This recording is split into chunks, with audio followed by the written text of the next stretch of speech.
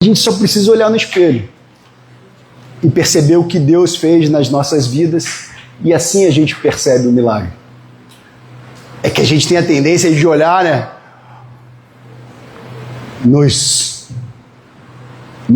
holofotes, os milagres que a pessoa começa a andar, Deus faz. Mas o maior milagre dele é a história de cada um aqui. A nossa história é o maior milagre. Amém? Eu sou Luiz, sou muito bem casado com a Letícia, a minha esposa linda, que o Senhor me deu como presente, pai do Miguel, do Lucas, da Luísa. E Luiz foi alcançado pela mão do Senhor e eu louvo a Ele, e poder partilhar com vocês algo dele é um presente. Mas não deve ser eu, deve ser Ele, deve ser a palavra dele. Porque nesse momento eu oro e peço para Ele me calar. Porque eu sou aquela estrutura frágil, limitada, que preciso da glória de Deus para poder externar o que Ele é. Porque eu mesmo não consigo, a minha natureza não sabe fazer isso. Mas o poder dele nos dá essa condição de nos tornarmos filhos para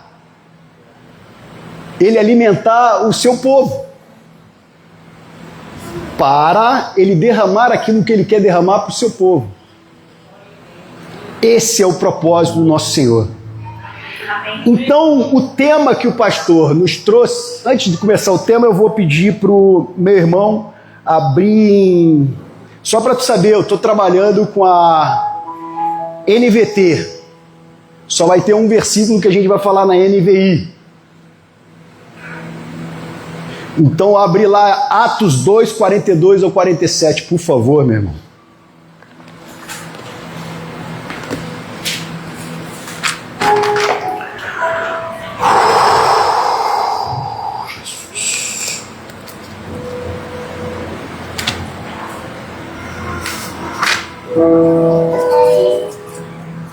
Amém?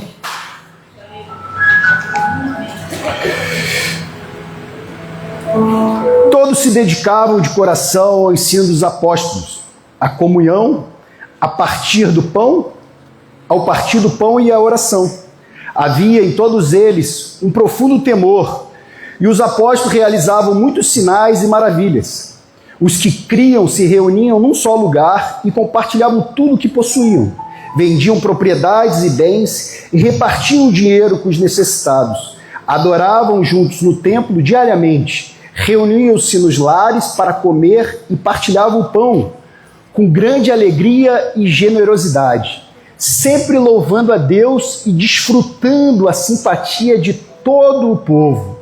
E a cada dia o Senhor lhes acrescentava aqueles que iam sendo salvos. Fechem seus olhos. Pai, em nome de Jesus, te agradeço pela tua palavra, pelo teu poder transformador. Entrego minha vida, meu coração, tudo que tenho a ti, Senhor. E seja o Senhor falando com o seu povo, com a sua família, com os seus filhos, Senhor, para edificar, Senhor, o que é o teu corpo. E principalmente que seja feita a sua vontade aqui, Senhor. Que seja feita a sua vontade aqui. Em nome de Jesus, amém. Glória a Deus.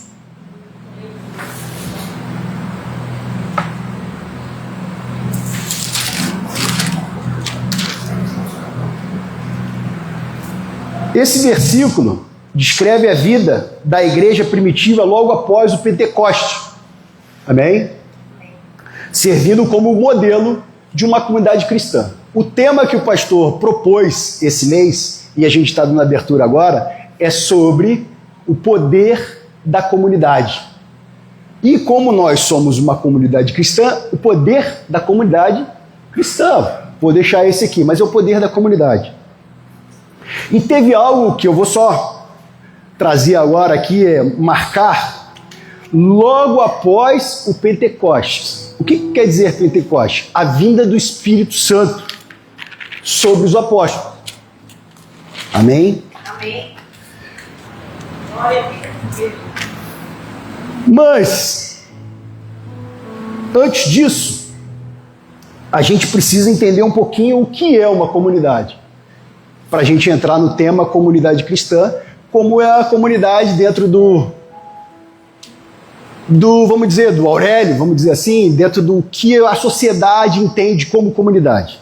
É um grupo de pessoas que compartilham características, interesses, objetivos, valores ou mesmo um espaço geográfico. Alguns tipos de comunidade seriam geográfica, de interesse, virtual, social, cultural. E de suas características seriam interação, partilha e algo que falou muito forte comigo: sentimento de pertencimento.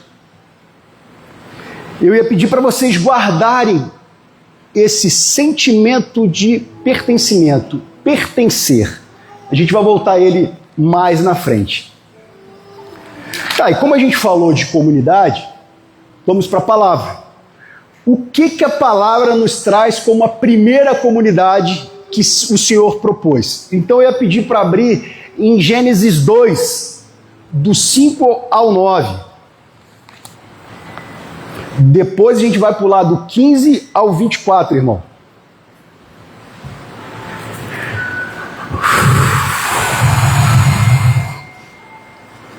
Amém? Quando o Senhor Deus criou a terra e os céus, nenhuma planta silvestre nem grãos haviam brotado na terra, pois o Senhor Deus ainda não tinha mandado chuva para regar a terra, e não havia quem a cultivasse. Mas do solo brotava a água que regava toda a terra. Então o Senhor Deus formou o homem do pó da terra, soprou o fôlego de vida nas suas narinas, e o homem se tornou vivo. O Senhor Deus plantou um jardim no Éden, para os lados do leste, e ali colocou o homem, o homem que havia criado.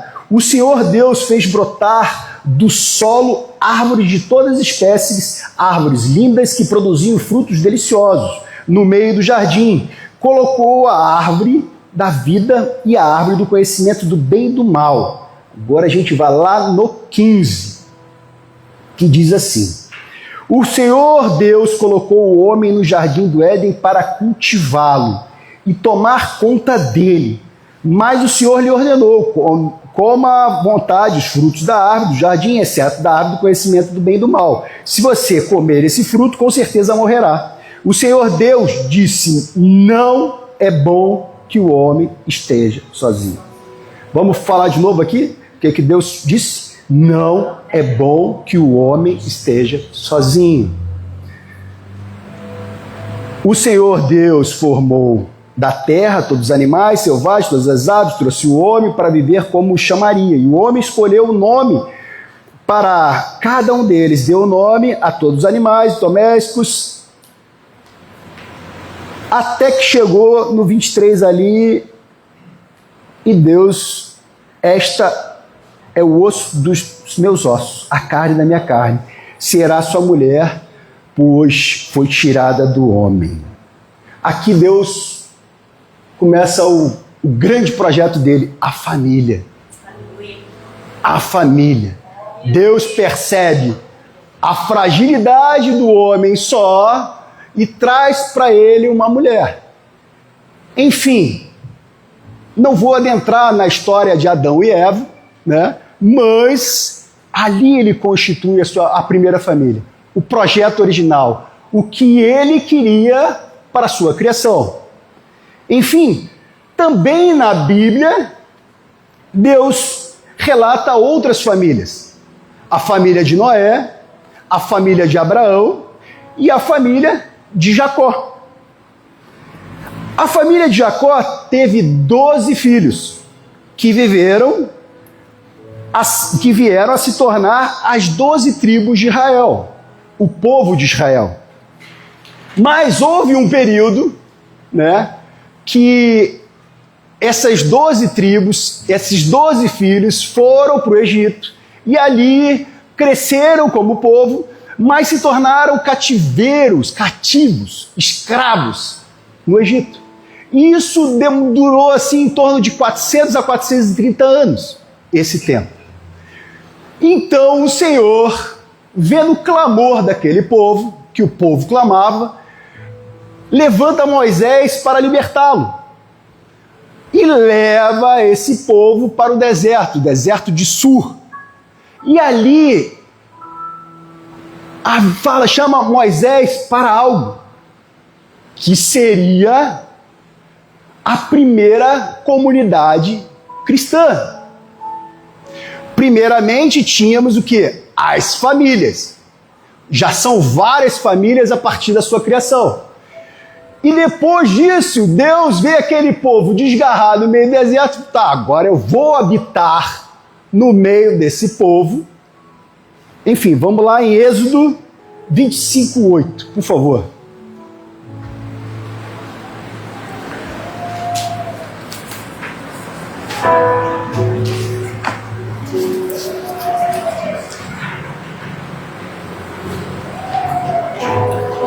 Que diz assim: instrua os israelitas, Deus dá essa ordem para Moisés, instrua os israelitas a construírem para mim um santuário para que eu viva no meio deles. Devem fazer este tabernáculo e sua mobília de acordo com o modelo que eu lhe mostrarei. É muito interessante, aqui Deus constitui o tabernáculo, a habitação dele no meio daquele povo. E o que era o tabernáculo? Era um santuário móvel, que caminhava com o povo no deserto, construídos seguindo as instruções de Deus a Moisés para servir como morada terrena de Deus ao meio daquele acampamento. Representava a habitação de Deus no meio do povo. Seu propósito junto àquele povo, qual era? Cuidado. Era o desejo dele instruir. Uma habitação contínua.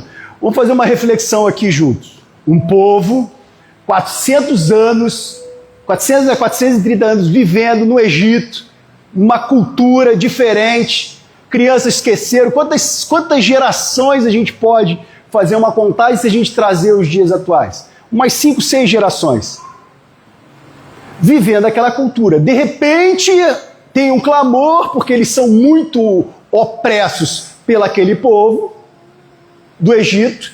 Fazem um clamor, Deus escuta aquele clamor e liberta eles e leva para o deserto. Só que chega no deserto, imagina o que esse povo vivia no deserto. Um povo que viveu uma cultura de Egito. Estava liberto do Egito, mas o Egito estava dentro deles. E não é diferente, se a gente trouxer para os dias de hoje, não é diferente de nós. Deus traz o seu povo para habitar com ele, mas o povo continua com o mundo dentro dele. Como o povo ali vivia o Egito. Então Deus precisava se revelar e precisava ministrar cada um deles. Organizando, trazendo discipulado, instrução, amor. E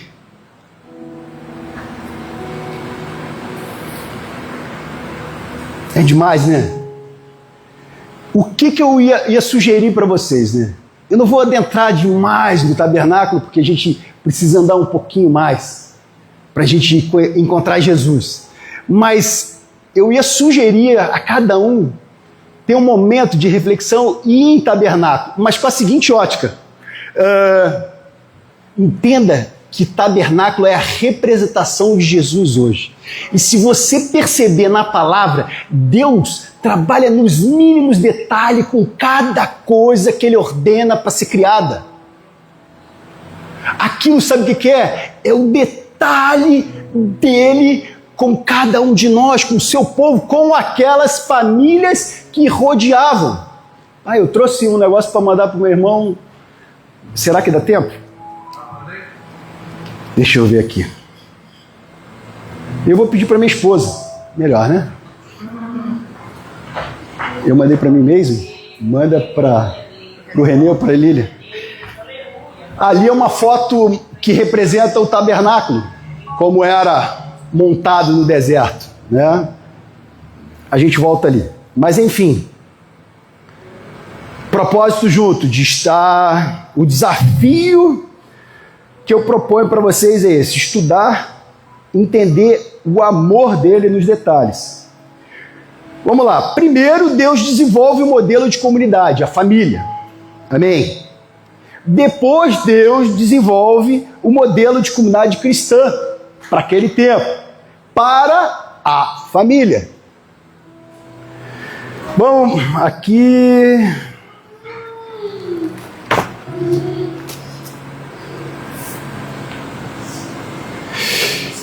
Deus é fiel. Mas tem algo aqui interessante, né? Que nosso Deus, ele queria mesmo era se revelar como um pai. Ele faz todo esse trajeto com o objetivo de quê? De se revelar como um pai. Aí eu te proponho, abram em Deuteronômio 8, do 2 ao 10.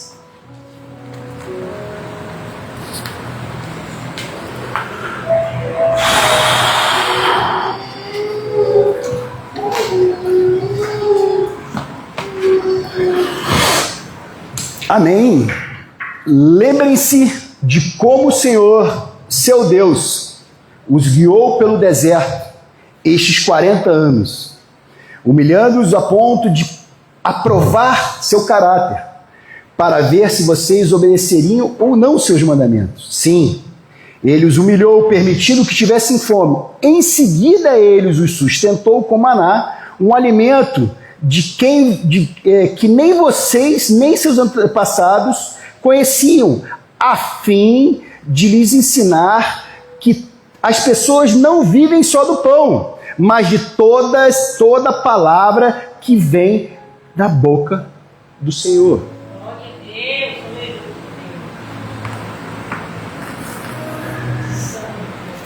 É uma atitude de um pai ou não é? Dizer não. Precisamos dizer não, precisamos tomar alguns nãos. Mas, como filhos, pensando como crianças, quem tem filhos sabe que um não, mas como assim? Peraí, mas eu quero. E tem toda aquela história. Porque essa é a característica da criança. E Deus quer cuidar desse povo, quer trazer suas virtudes, quer ensinar o seu povo quanto ele é amoroso, quanto ele é Deus, mas também Pai. E ele precisa repreender, precisa amar, precisa instruir. Assim como nós, pais, instruímos a nossa família, os nossos filhos. Qual pai que não quer ver o filho prosperar no que entende que são as virtudes verdadeiras? Não no que o mundo está oferecendo. Porque o mundo tem um monte de proposta, como Satanás também tinha um monte de proposta para Deus. E a gente vive isso. E a gente então precisa o quê? Entender essa revelação do tabernáculo, aonde o Senhor instrui para aquelas famílias poderem também instruir os seus. E a partir disso todos viverem o propósito. Porque o que é a comunidade? A não ser interesses comuns. E qual o interesse comum de uma comunidade cristã? Viver o propósito do Senhor, aqui nessa terra. E Deus quer estabelecer isso. A gente precisa entender esse propósito e caminhar para esse propósito. Não caminhar para as minhas necessidades. Porque a minha tendência, eu falo de mim, é querer cuidar das minhas necessidades. Porque as minhas necessidades doem muitas vezes. E eu tenho que sentir aquela dor e negar aquela dor. E eu preciso, não vou, porque eu já entendi quais são as virtudes do meu pai. E eu tenho que ir. Mas eu não consigo. Aí entra o poder do Espírito Santo. Para quê? Para destronar esse desejo que nos quer afastar do Senhor, do que não quer nos tornar uma comunidade legítima cristã, aonde eu vivo atrás dos meus sucessos, das minhas inquietações, dos meus. Eu era assim antes de conhecer Jesus. E muitas vezes ainda sou assim. Aonde quando arde algo que eu posso perder, eu reclamo. Mas o Senhor tem me ensinado, como um pai. Tu vai ter que aprender a entender que tem um propósito para a tua vida. E não são as tuas coisas. Não é o teu carro, não é a tua empresa, não é nada, nem a tua família é tua. Porque como eu te levei aquela vez para o hospital e tu começou a definhar e se retorcer todo, que você não tinha parâmetro para onde, o que aconteceria depois, você podia dali, ter acabado. Como o Senhor é o dono de todas as coisas, e tudo pode parar a hora que Ele quiser. Mas entender isso na minha ótica humana não tem como, porque eu vou sofrer. Entender que outros vão morrer para outros viverem, eu não consigo entender na minha visão. Mas essa é a proposta. Jesus morre para a gente ter vida.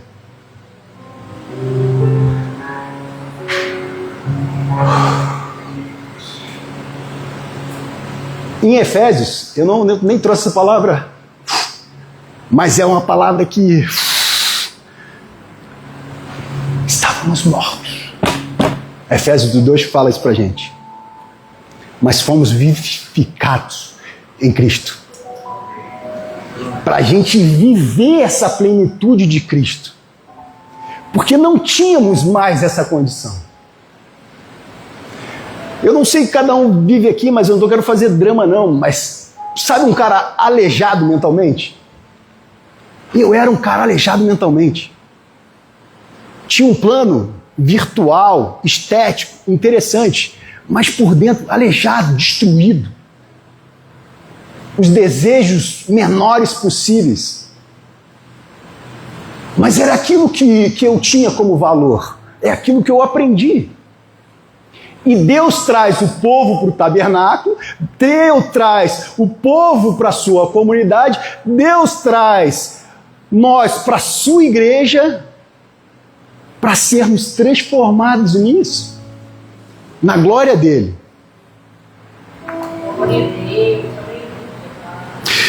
E olha só que interessante, o tabernáculo do Antigo Testamento representa Jesus. Jesus é o tabernáculo vivo nos tempos atuais, porque aqui a gente está falando do Antigo Testamento, mas agora a gente vai falar do Novo Testamento. O Novo Testamento é Jesus vem para ser o tabernáculo. Da mesma maneira que Deus habitou no meio do seu povo, Jesus se faz habitação. Abra em João 1,14, por favor.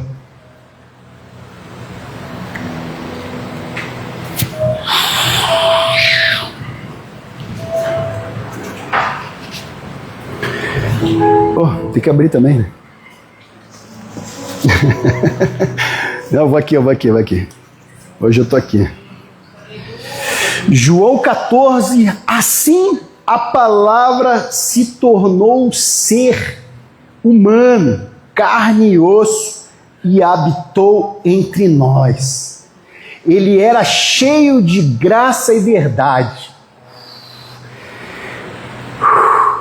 E vimos sua glória, a glória do Filho único do Pai. E qual o objetivo aqui?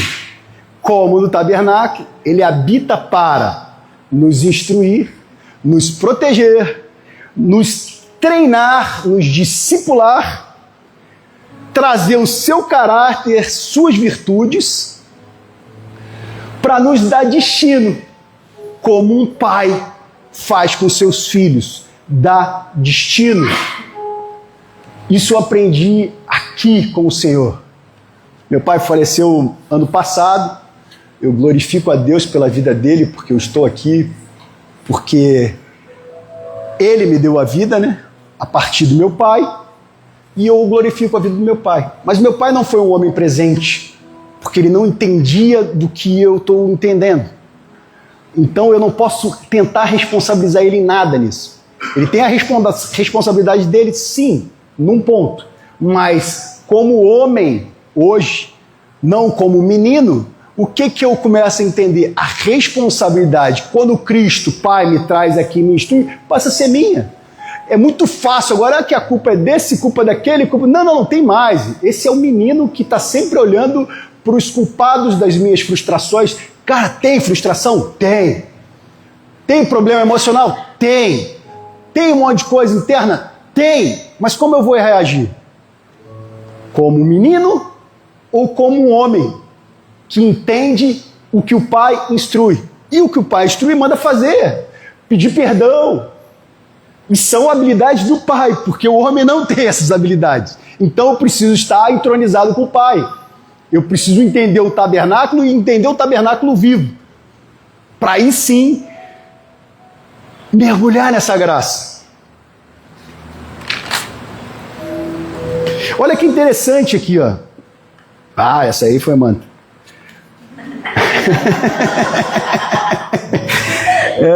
João 1,8, por favor.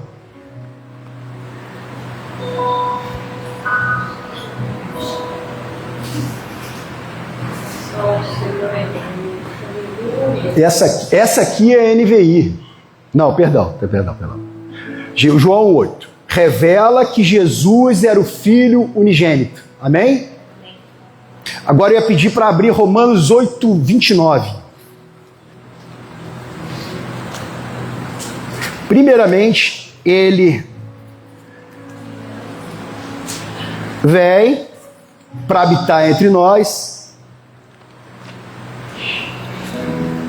Depois Deus conheceu de antemão, não. Romanos, depois Deus conheceu de antemão os seus e os predestinou para se tornarem semelhantes à imagem do seu Filho, a fim de que ele fosse o primeiro entre muitos irmãos. Olha que interessante.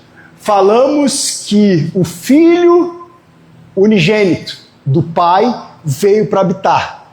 Agora não é mais o Filho, é o primogênito, é o primeiro dentre os seus irmãos. Então revela o propósito do Senhor conosco, família do Senhor. Somos irmãos, então somos filhos. E o objetivo do Senhor é nos tornar filhos. Essa é a essência do tabernáculo do Senhor, de Jesus, quer dizer, do tabernáculo de Jesus, que nos tornemos filhos, conforme a imagem e semelhança dele. Então, o que eu preciso para isso? Voltamos à nossa lição. Ser instruído, ser discipulado, caminharmos juntos para sermos transformados. No final é uma organização, mas não uma organização física. Não, as coisas são organizadas para acontecer da maneira que o Senhor quer. Ele traz todo um sistema de organização. Tu vê de construir uma família, uma comunidade no deserto, depois ele envia Jesus com um propósito único, que sejamos filhos. Só que tem algo interessante, não é que sejamos só filhos, é que sejamos filhos à imagem e semelhança de Jesus. Não é só para ser, sou filho, agora beleza. Não. Sendo a imagem e semelhança daquele que se torna filho, primeiro filho para muitos irmãos. E o que isso tem a ver com o poder da comunidade, Luiz? Tem tudo a ver. Porque sem propósito a gente não é comunidade. É um povo desgarrado. Imagina aquele povo no deserto, caminhando um para lá, um para cá, tapa na orelha, isso e aquilo, não tem ordem, não tem decência, não tem ensino, não tem nada. E aí como as pessoas vivem na rua aí, ó. E teve uma analogia que eu e minha esposa fizemos em casa quanto a comunidade, ser filho, responsabilidade, que fala do pai, né?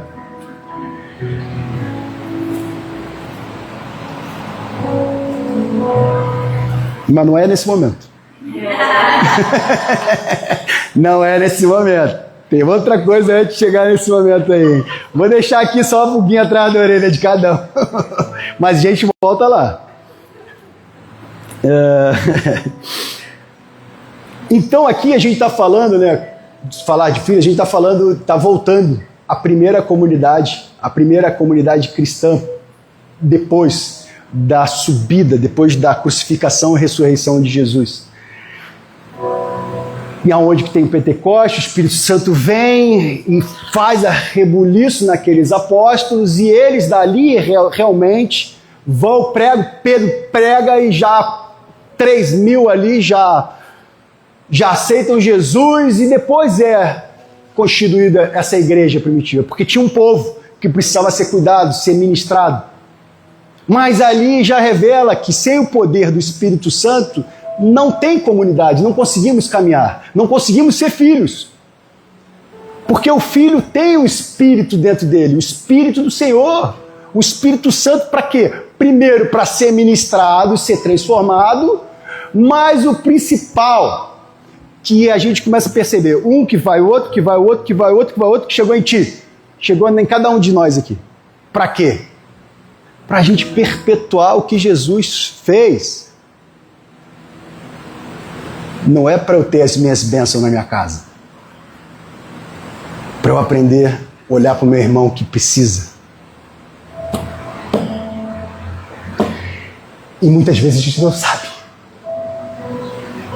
Sabe por que não sabe? Porque não tem. Porque não se achega à palavra e não se achega a Ele.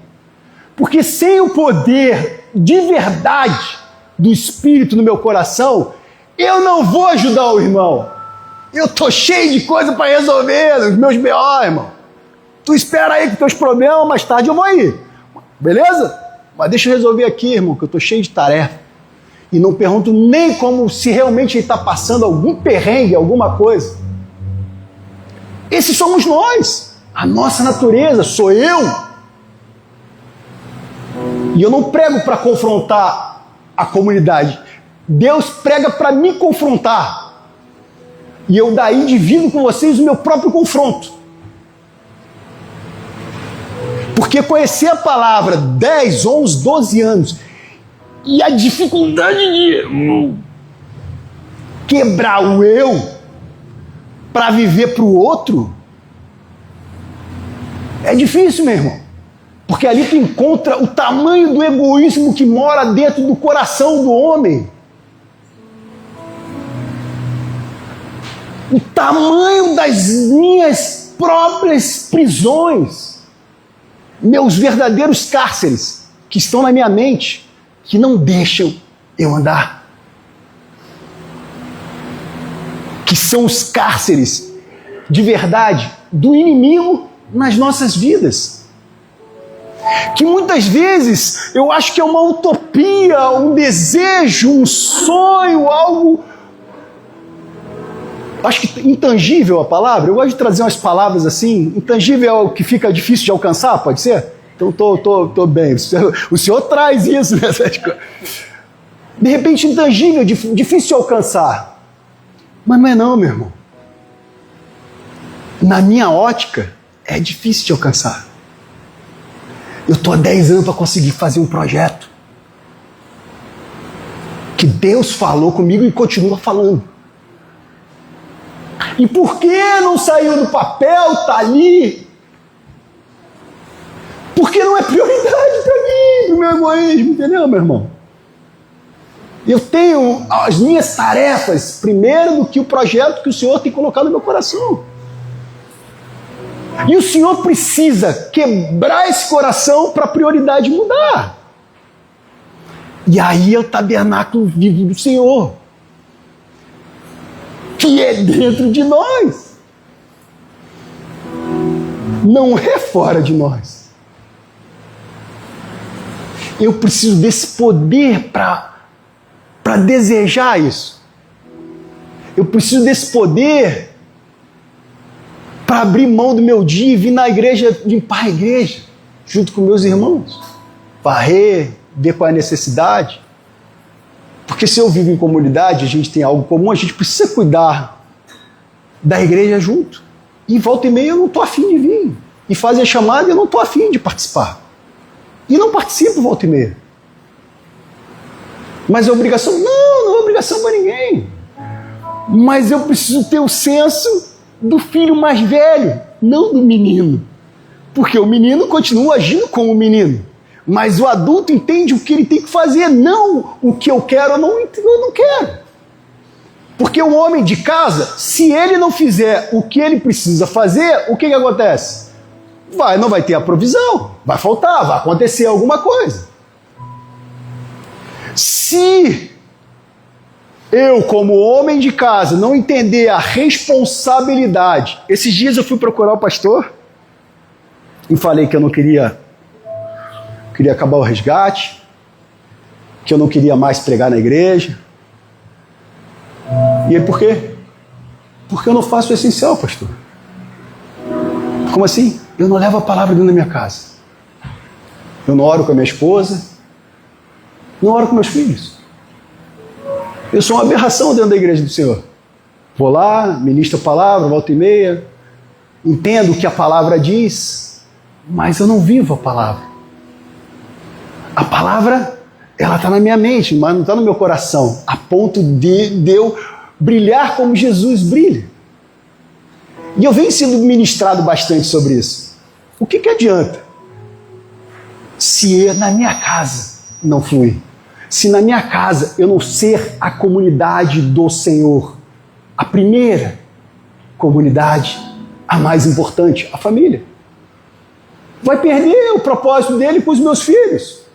Porque o propósito dele vai de geração em geração, geração em geração. E ele me alcança para que, tô salvo, valeu, Senhor, obrigado, vou para o céu e está tudo certo. Não, meu irmão, se tu for alcançado nessa terra aqui, não foi para a tua salvação. É para a salvação do outro. Está salvo, amém, glória a Deus, mas e o outro? Que tá lá no morro, no Rio de Janeiro, cheirando cocaína nessa hora, como tu estava um dia lá e ele não deixou eu ser metralhado por um fuzil de um PM às 4 da manhã. Porque isso é real que eu vivi, tá? Não é uma história. Tava lá, enlouquecido, numa escada, não tinha ninguém, era só eu e o cara, e ele falou na minha cara, vou te fuzilar pra acabar com isso, só incomoda. Tu e esses caras que vêm usar droga aqui. Eu tenho que estar aqui 4 horas trabalhando por causa de tu. Com 14 anos.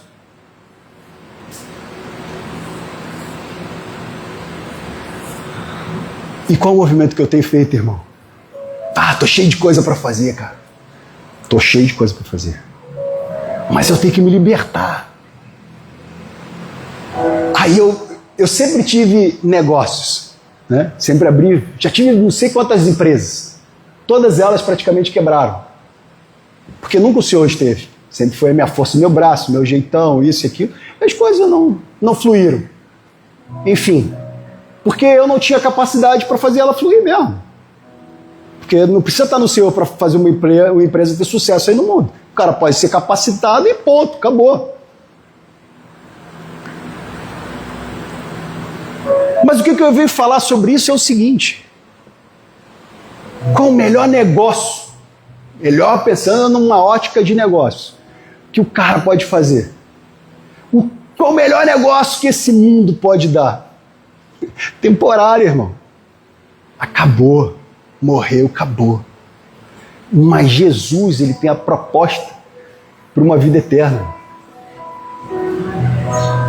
E muitas vezes eu não percebo. Mas porque eu estou aprisionado, cara. Eu preciso ser libertado. Eu preciso entender o tabernáculo. Eu preciso mergulhar com meus irmãos, não sozinho. Eu preciso aprender a mergulhar com vocês. Mas eu preciso que vocês também aprendam a mergulhar comigo. Porque muitas vezes a gente está junto, mas está separado. Quantos aqui eu encontro durante a semana? Para a gente desenvolver algo? Não sei, é poucas vezes. Jesus, ele vem, e qual foi a primeira pegada dele? Ele começa a escolher, montou um time, agora eu vou treinar esse time. E começa a treinar, e treinar, e treinar, e treinar. Daqui a pouco, ele vai embora. Tá, eu tô indo embora, eu que tocava o barco, mas fica de boa. Fica de boa, porque eu vou dar para vocês o Espírito que vai guiar vocês pela verdade que eu ensinei vocês. Só que esse Espírito tem algo mais. Ele vai te dar a capacidade de fazer coisas maiores do que eu fiz. E a partir disso, aqueles que negaram Jesus, os menos vieram depois a morrer por Jesus das piores maneiras possíveis. Por quê? Porque o poder do Espírito Santo estava neles. E quando o poder vem com aquele fogo dentro de nós, não tem como mais, meu irmão. Larga tudo e vai. Porque é para a vida eterna. Não é para algo aqui superficial, limitado por um tempo específico. Eu preciso aprender a estudar a palavra para essa palavra me mudar. Mas eu preciso estudar a palavra, mas se a palavra quem é? A palavra é Jesus. E se Jesus, a palavra Jesus fazia, meu irmão, discípulos, caminhava, milagre, estava ali fazendo, acontecendo. E ele me ministra para agir da mesma maneira. Vai, cara, vai!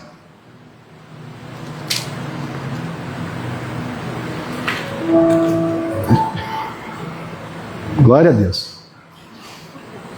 Mas tem algo que foi muito interessante nisso aqui que a gente vai pontuar agora, que fala sobre uma das características que vai conectar no que a gente conversou. Amém? Qual é a característica de comunidade, meu irmão? Sentimento de pertencimento. É aquilo que me faz.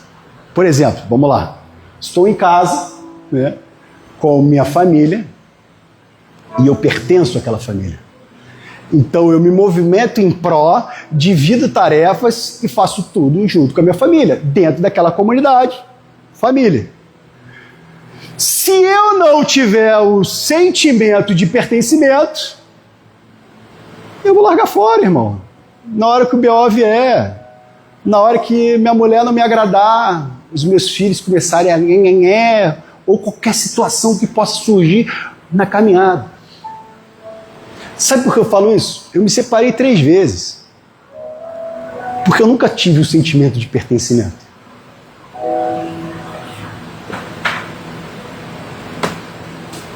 Não tem como ter uma família, estar numa comunidade, se eu não tenho esse sentimento.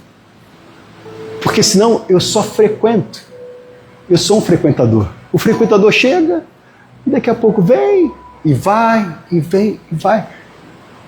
A família, quando a gente fala de família, família tem pertencimento. Porque por maior que seja o BO, os caras estão lá. Quando o cara sai fora, porque na real ele não tem esse sentimento. E eu preciso muitas vezes, não sei cada situação aqui, né? Como os filhos, orar por aquela pessoa para que possa existir nela o sentimento de pertencimento. Porque se não houver, não vai conseguir se conectar a nada. Não vai pertencer a nada, vai ser um desgarrado. Volta lá para Adão no Éden. Sozinho. Não entendeu? Quer fazer tudo para sua própria glória, para seu próprio eu. E não, meu irmão. Pertencer é aprender a olhar para o outro, do lado, para o meu irmão. Meu irmão, muitas vezes, não curtindo o que meu irmão fez. Mas faz parte da caminhada. Faz parte ter direções. Faz parte entender o que eu preciso fazer na minha comunidade. Faz parte eu participar das reuniões da minha igreja para desenvolver com a minha igreja e ser uma comunidade cristã junto à minha igreja. não frequentar. E hoje eu vim aí, enfim, tudo bem, se tu tá nessa. Eu estou querendo trazer você para o sentimento verdadeiro que nos conecta a algo diferente, que é o sentimento da família, que é o sentimento do propósito do Senhor, que é o sentimento de nos tornar filho, para a gente viver o que Deus tem para a gente na terra. Porque senão eu estou me conectado ao quê? Aos meus desejos lá no mundo, os meus prazeres, as minhas particularidades. E aí a gente fala, pô, vou viver a boa, perfeita, agradável vontade do Senhor, que é comprar o meu carro de luxo. Não, meu irmão, não é isso a vontade do Senhor. Não é. A vontade do Senhor é que você olhe para o teu irmão necessitado. Ponto. Eu gostaria de que eu tivesse com o meu carro melhor, mas não estou. Capotei ele, perdi, fiquei brabo no início, mas eu não tinha mais condições de pagar as prestações, que eu me enrolei. Mas tem meu carro hoje menor, mas está lá, amém? Funcionando. E se lá na frente eu tiver a possibilidade de comprar, amém também. Mas a gente está falando do sentimento de pertencimento, do sentimento com o meu irmão, do sentimento de fazer a diferença. Se Jesus me instrui, eu preciso fazer a diferença nesse lugar que eu estou, junto com a minha família. Né? Ohana é o quê? Família. E se somos família, precisamos andar como família, pertencendo. Primeiro eu preciso entender. Mas eu não tenho esse sentimento, Luiz, não sei como fazer. Meu irmão, precisamos orar. Preciso romper. Porque só o poder do Espírito Santo te traz pertencimento. Na tua casa, está com vontade de sair fora, não aguenta mais as situações, as tretas e coisas que surgem? Ora, meu irmão, porque o diabo está te roubando o sentimento de pertencimento. E vai acabar com aquela casa, que é o quê? O primeiro projeto do Senhor. E hoje a gente vive um projeto do Senhor do quê? De organizar essas famílias. A gente continua sendo família, individualmente, mas no coletivo.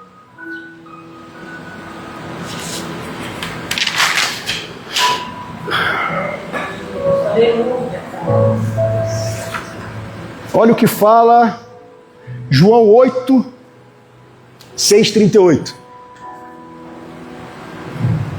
Já vou, tem que avançar, né? O cara se empolga. Até já ia chamar o louvor então, para não ficar muito tempo, já ver aqui o pessoal me constrangendo aqui para finalizar as coisas.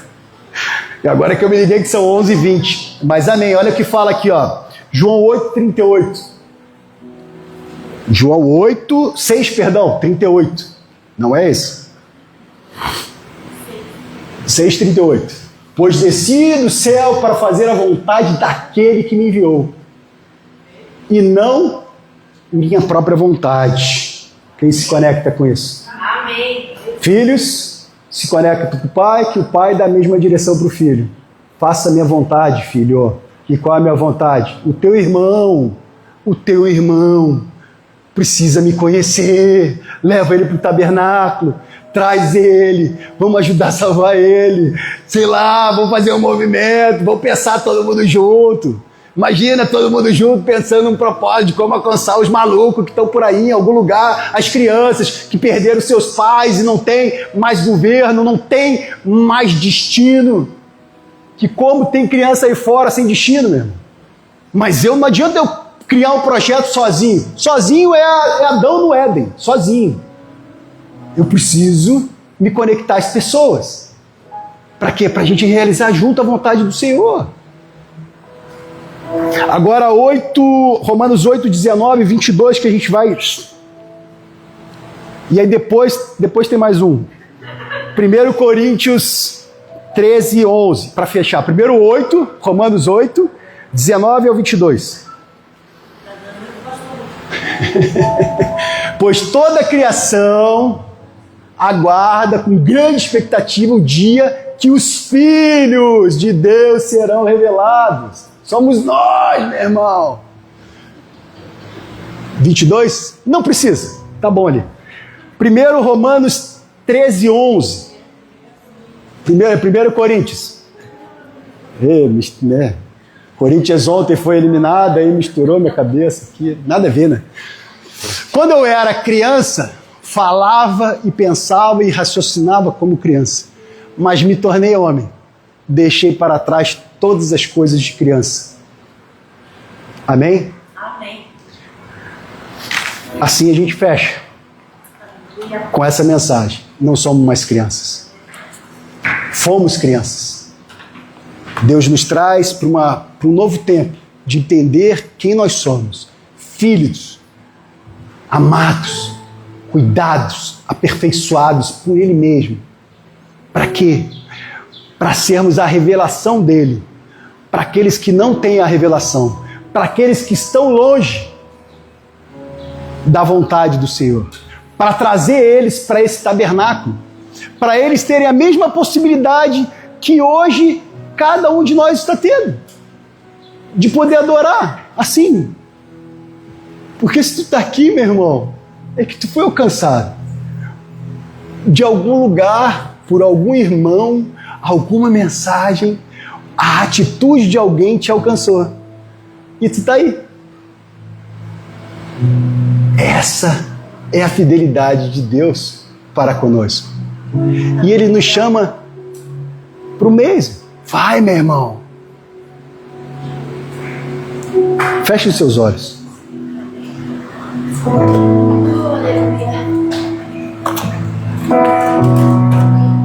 Pai, em nome de Jesus, queremos te adorar, te agradecer, o tão maravilhoso que tu é, em nos instruir, nos discipular, se revelar para nós, criaturas, e nos tornar filhos, Pai. Obrigado pelo teu amor,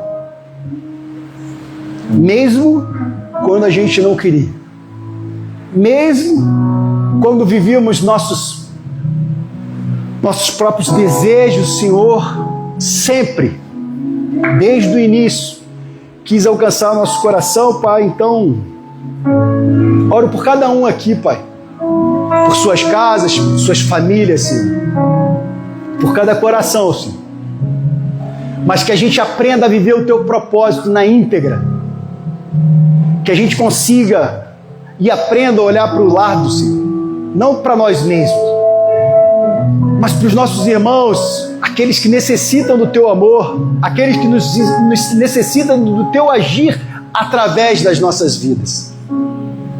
Pois nós somos o milagre e a tua revelação nesse tempo, um tempo que o mundo se perdeu já,